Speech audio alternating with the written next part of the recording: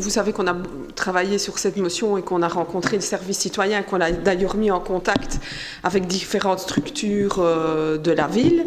Je pense que vous connaissez mon inquiétude par rapport à la différence qui peut être faite à un moment donné. D'abord, il y a toute la problématique de l'encadrement des jeunes. On ne peut pas mettre des jeunes dans un département comme cela.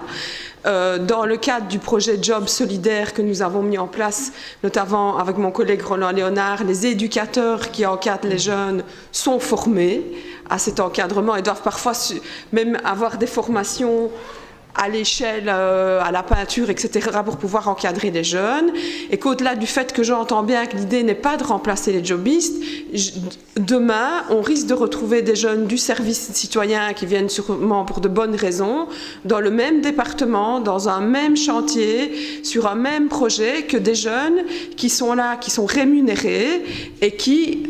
excusez-moi, ça donnera la sensation que certains viennent pour le soutien à la collectivité et d'autres viennent pour être rémunérés, et on ne peut pas nier que les jobs étudiants pour un certain nombre de jeunes sont importants. Donc moi je n'ai jamais balayé la motion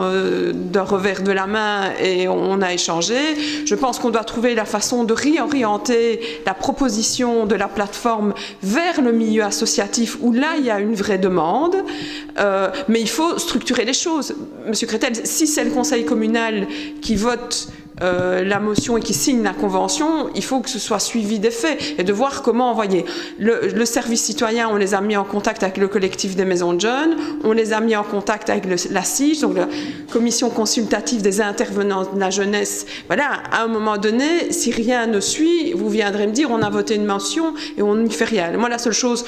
j'avais la sensation que dans les échanges qu'on avait eus, il y avait encore quelques échanges à avoir pour mûrir peut-être les 2-3 points. Mais évidemment, je l'ai dit, je pense plusieurs fois en commission, et je l'ai dit à la plateforme citoyenne quand nous les avons rencontrés ensemble, même si je n'étais pas là, mais je les avais vus avant et après, c'est de dire, mon inquiétude sera, je ne parle même pas de remplacer des équivalents temps plein, etc., parce que je pense qu'on n'est pas du tout là-dedans, et ça c'est une façon de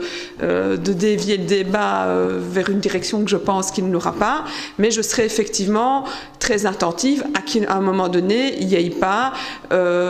d'opposition, de stigmatisation de certains jeunes par rapport à l'arrivée d'eau dans certains départements. Mon sentiment est qu'on doit continuer à travailler sur cette motion, on en a parlé, donc on ne se dit aucun secret ici, pour essayer de la mûrir et voir comment réorienter et comment la ville peut de façon plus concrète réorienter le service citoyen vers l'associatif qui, lui, est en vraie demande et en vraie nécessité de ces aides.